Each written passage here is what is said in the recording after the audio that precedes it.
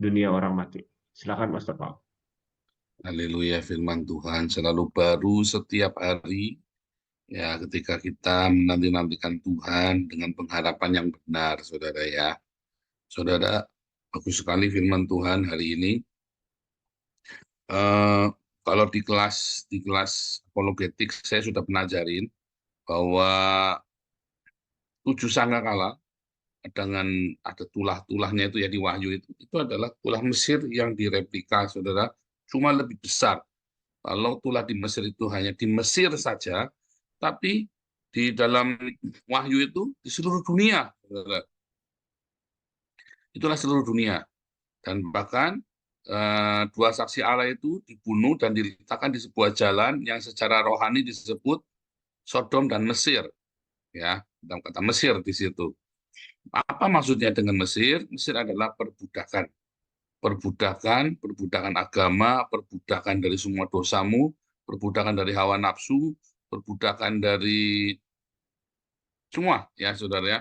Segala macam jenis perbudakan. Perbudakan apalagi saudara, hawa nafsu, perbudakan agama, perbudakan dosa, ya.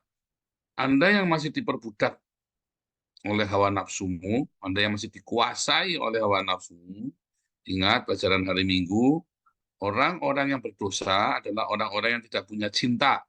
Cintanya cintanya korup, ya. Dia berpikir bahwa nafsu itu adalah cinta. Makanya orang-orang ini suka sekali bertengkar, orang-orang ini suka sekali berkonflik, orang-orang ini suka sekali mencari keributan, gitu ya. Pertengkaran yang tidak perlu. Ya. Apa saja ya. Dulu pernah ada yang keluar dari yayasan kita, pengurus ya, dulu ya. Lalu saya minta surat pengunduran diri supaya gampang ngurusnya. Wah, iyalah saudara ya. Rasanya pokoknya ketakutan dia kan mengundurkan diri. Ya, kita minta baik-baik surat pengunduran diri. Sampai saya mohon-mohon sungguh saudara ya. Sampai saya mohon-mohon. Pak, mohon Pak bantu Pak. Saya ini orang jahat yang pengen berusaha jadi baik. Sampai tak omongin gitu saudara ya. Nah hari ini kemudian dia marah-marah karena namanya masih ada di yayasan. Ini kepingin kucuk banget ini. Dulu saya minta baik-baik sampai mohon-mohon dari kasih surat pengunduran dirinya. Sampai sekarang nggak tahu udah diurus apa belum, nggak tahu tuh sama pengurus yayasan itu ya. Sampai sekarang dia malah marah-marah karena namanya masih ada di yayasan. Cukup ini saudara. Maunya apa coba? Saya sampai mohon-mohon dari kasih, dipersulit, ya. Sekarang namanya gara-gara dari situ, ya, nah itu namanya orang cari ribut itu saudara. Diminta baik-baik nggak mau, ya udah. Kita tertunda lama kan, perubahan aktanya itu. Nah, waktu dia lihat namanya dia masih ada di sana, marah-marah saudara. Kalau mau cepet sini surat pengunduran diri, biar cepet kita beresin.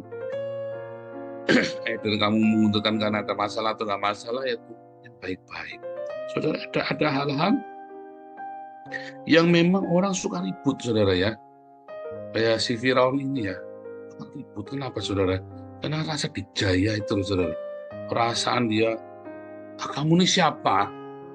Ya, dia bisa permainkan orang seenaknya dia. Orang yang terbiasa dijaya itu, biasanya dia, ya itu tadi ya, sulit sekali. Makanya Pak, Anda lihat ya, saya dulu pernah ngomong ya, penguasa-penguasa itu yang sukses itu adalah orang-orang yang kejam. Penguasa-penguasa sukses itu justru kebanyakan orang-orang yang tidak takut akan Tuhan, saudara. Ya, yang benar-benar nggak takut akan Tuhan, seperti Nimrod, Nebukadnezar, ya kan, orang-orang mereka tidak takut akan Tuhan. Penguasa-penguasa yang baik hati itu malah nggak sukses, saudara. Ya kan, digembosin terus, rakyatnya menderita. Tapi penguasa yang lain mereka jelas, mau menderita tapi jelas, ada kejelasan, yaitu apa, aniaya, udah gitu aja kan. Ya kan seperti Hitler, Winston Churchill itu kejam loh saudara. Winston Churchill itu bukan orang baik gitu. Jadi memang Tuhan membiarkan para pemerintah ini menyandang pedang. Kalau sampai dalam Roma 13 ya, kalau sampai dia memarangkan pedangnya dengan nggak benar, oh tentu saja para penguasa-penguasa ini ya dibilang di dalam Yesaya 14 ayat 12 raja-raja dunia menantikan di Seol dunia orang mati saudara. Ya, Itu nasib raja-raja dunia ada di dunia orang mati. Karena memang dosa seluruh bangsanya ada di tangan dia, saudara. Ya kan, keputusan benar salah kan sama dia. Begitu dia tidak punya hikmat seperti Daud, ya kan, dia tidak punya hikmat seperti Salomo, bahkan seperti Daud atau seperti Saul. Anda lihat ya, seluruh bangsanya sial, saudara, gara-gara pemimpinnya, ya. Sehingga supaya nggak sial, dia harus berbuat sesuatu. Mungkin dia sendiri harus menanggung dosanya dengan segala keputusan di antara keputusan-keputusan yang buruk. Dia harus menanggung semua dosa umatnya, saudara, rakyatnya. Ya, makanya dibilang dunia orang mati, raja-raja dunia menanti di dunia orang mati itu, saudara ya. Kecuali orang-orang yang benar-benar mencari Tuhan dengan sungguh-sungguh ya, seperti Daud. Tetapi itu pun dia kejam, saudara ya. Itu pun kejam dia. Anyway, saudara, kita balik bicara tentang dunia orang mati. Tadi Anda lihat ya, kegelapan yang menutupi seluruh Mesir, sampai Anda nyalain lampu saja, lampunya masih gelap. Saking gelapnya, ya lampunya itu nggak bisa menerangin kamarnya, saudara. Itu kegelapannya sangat gelap, sampai lampu pun nggak berdaya. Anda nyalain lampu, cuman kelihatan lampunya, tapi Andanya tetap nggak kelihatan. Saking pekatnya kegelapan itu, bayangin. Itu dunia orang mati, saudara. Mengapa kejadiannya cuma di Mesir, orang Israel nggak di Goshen? Itu dunia orang mati, saudara. Ya, seringkali kan kita masih dalam kehidupan nyata ini, rasanya gelap semua hidup ini. Anda ngalamin nggak? Saya mengalami, saudara, ketika semuanya gelap, padahal itu terang benderang, tapi rasanya kok dunia itu gelap buat saya. Yaitu matanya mata gelap. Itu benar-benar terjadi ya, alam dunia orang mati menguasai hidup saya. Kita mengalami yang ternyata gelap, saudara. Semua orang kita melihatnya cuma bagaimana nyelakain orang. Tiap hari otak itu bagaimana nyelakain orang. Saya nggak bisa melihat terang sama sekali, nggak ada harapan dalam hidup saya. Saya merasa sudah selesai semuanya. Keluarga saya sudah selesai, bisnis sudah selesai, kehidupan saya sudah selesai, anak-anak saya sudah selesai. Tamat, finish. Nggak bisa melihat terang sama sekali. Itulah dunia orang mati. Ya, saya hidup di tengah-tengah dunia orang mati. Itu dunia orang mati, saudara, antara mati dan hidup. Yang bahkan mati aja sudah nggak takut. Mati saja sudah nggak takut, saudara ya. Karena memang saya ada di dunia orang mati. Saat itu sudah ada di dunia orang mati. Jadi nggak takut mati, memang sudah mati. Ya, walaupun badannya masih hidup, tetapi jiwa saya sudah mati, sudah tidak karu-karuan saat itu ya. Saya melewati lembah kekelaman yang luar biasa dan nggak keluar-keluar. Nabrak sana, nabrak sini. Mengapa? Karena didahului dengan keangkuhan hidup. Saya flashback ya, kenapa saya bisa nyemplung ya? Dulu saya nggak mikir, semua hari ini kalau saya mikir, wah, gamblang banget. Satu, ada keangkuhan hidup. Ketika saya merasa dikjaya itu loh, perasaan saya berkuasa, saya bisa perintah-perintah seenaknya, saya bisa menentukan nasibnya orang, seenaknya saya sendiri, saya bisa memperlakukan orang dengan semena-mena. Perasaan dikjaya itu, ya, keangkuhan itu, yang perasaan Anda merasa semua orang buruk, ya, Anda berperasaan kepada banyak orang, yang merasa ada yang paling benar sendiri, itu perasaan dikjaya itu enak, saudara ya. Merasa paling benar, merasa paling suci, merasa paling hidupnya paling baik. Makanya Tuhan ajari saya, masukkan saya, saudara ya. Tuhan biarkan saya namanya rusak. Tuhan biarkan saya melakukan hal yang jahat. Setelah itu saya nggak pernah lagi berpikir kedikjayaan itu. Ya, saya hanya orang berdosa yang dipakai Tuhan. Saya cuma berpikir seperti itu sekarang, saudara ya. Oh, jangan berpikir begitu. Ya, memang saya orang berdosa. Ya, tetapi ketika orang berdosa datang sama Tuhan, maka Tuhan memulihkan hidup saya, lahir baru. Saya tidak berdosa lagi. Tapi harus tahu diri, saya orang berdosa yang dipakai Tuhan. Bahasanya itu seperti hamba yang tak berguna, yang melakukan apa yang seharusnya aku lakukan. Ya, di dalam Lukas itu ya, saya ini hanya hamba yang tak berguna, yang melakukan apa yang seharusnya saya lakukan. Ya, saudara ya. Wah, tapi seharusnya bukan. itu karena saya sudah mengalami direndahkan sedemikian rupa. Sadar, kalau nggak sadar ya nggak bisa. Dari kedikjayaan itu, makanya kalau Anda baca Kejadian 1 ayat 2, ya, bagaimana Kejadian 1, ya, Beresit bara Elohim, ya, et hasamayim, ve et haaretz, pada mulanya Allah menciptakan langit dan bumi. Dan dikatakan, kalau dalam Targum itu, ya, in the beginning, God created with the memra, the wisdom of the memra of the Lord, God created and perfected. Disempurnakan, saudara. Segala sesuatu yang jasmani dan rohani itu sempurna. Tapi tiba-tiba ada ayat 2, ya. Hayata, BHARET, dan terjadilah, ya, hayata, VHARET hayata, dan bumi terjadilah menjadi, ya, tohu wabohu vekosek alpanetehu. Tohu itu adalah vanity, kesombongan, ya, kebanggaan. Wah, saya sukses, saya begini berkat, wah luar biasa. Saya kagum dengan diri saya, hebat. Kalau hari ini anak-anak saya baik semua, saya bilang, aduh, saya nyaris, nyaris, ya. Oh, saya tidak tobat itu, aduh, nyaris bubar semua. Dari anak saya sekolah di Belanda, baik ya saudara ya.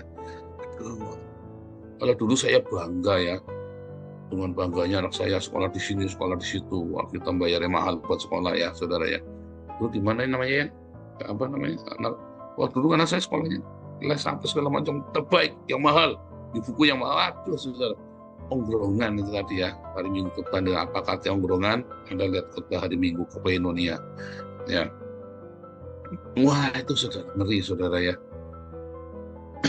Ternyata di dalam kesombongan itu ya, dalam tohu itu ya, artinya kesombongan saudara, vanity, ya, gelap gulita, tohu, ya, wabohu. Bohu itu artinya kesia-siaan.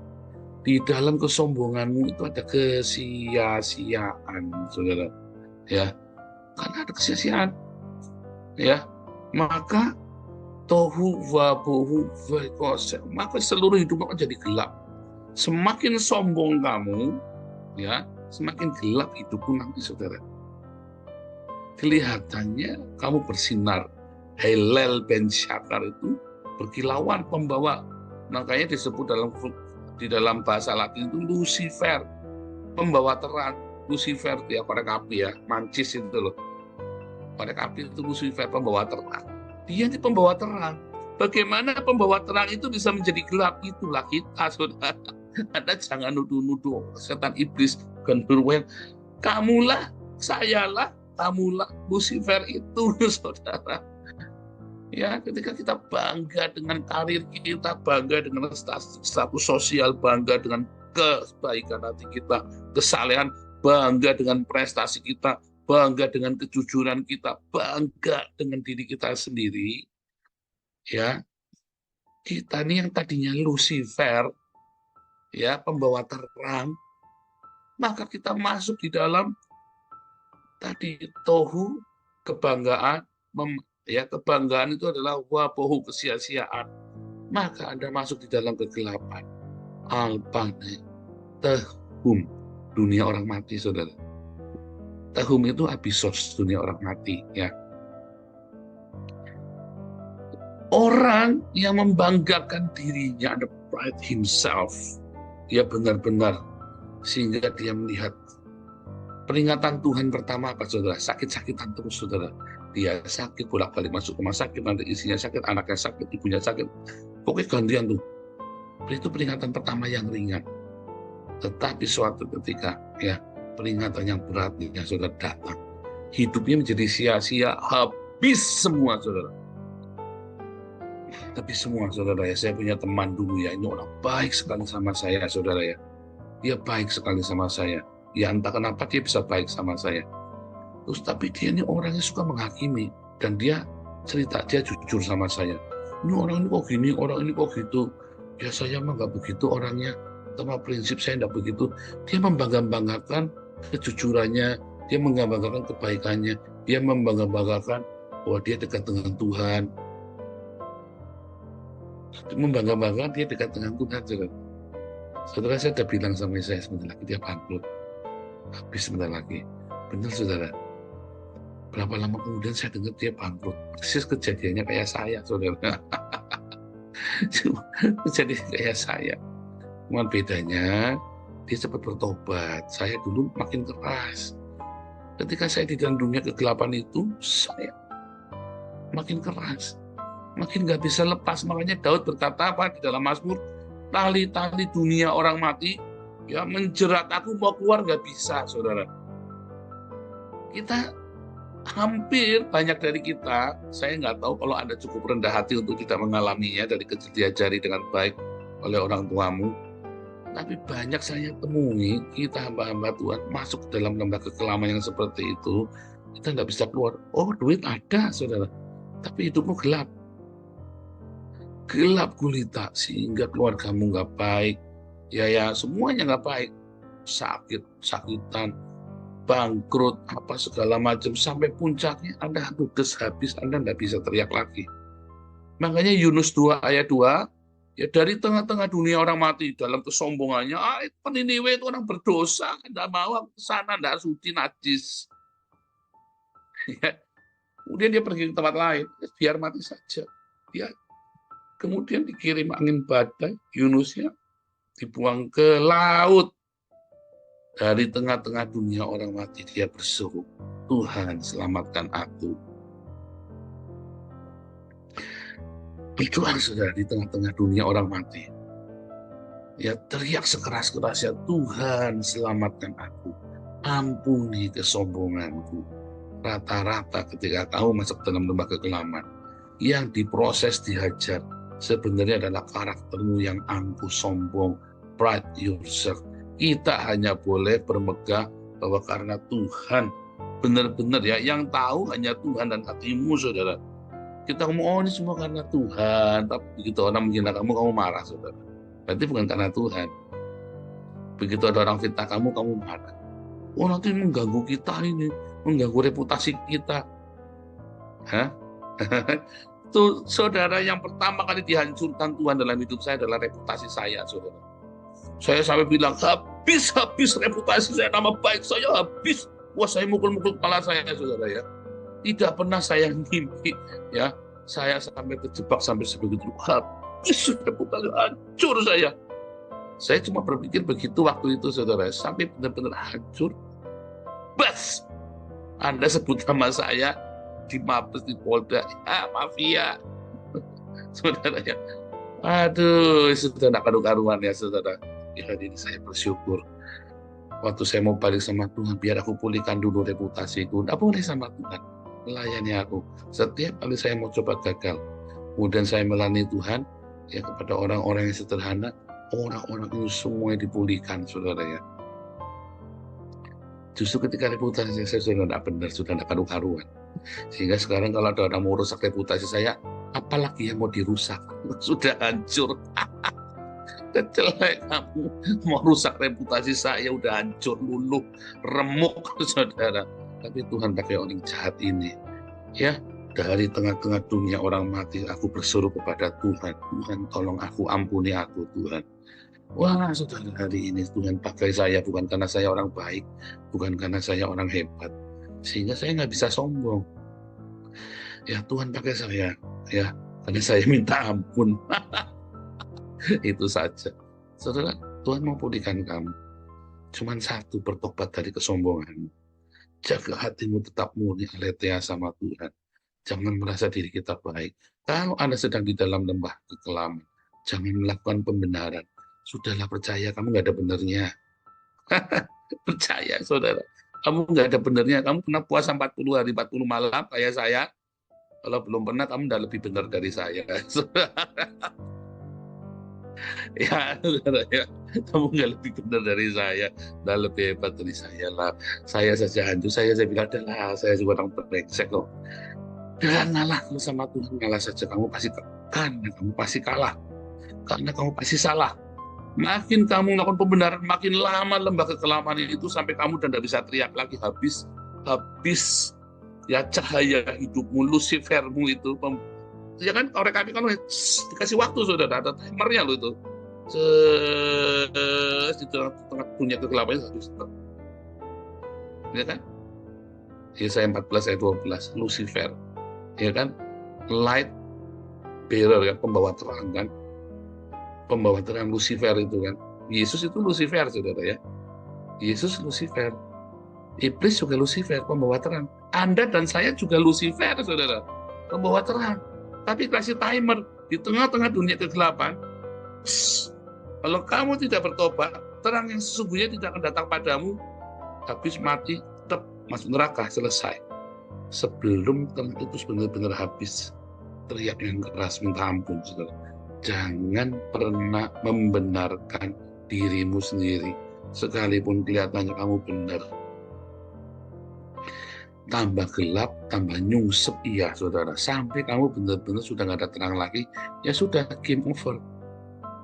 Ya, ingat Firaun, kegelapan menutupi seluruh bumi.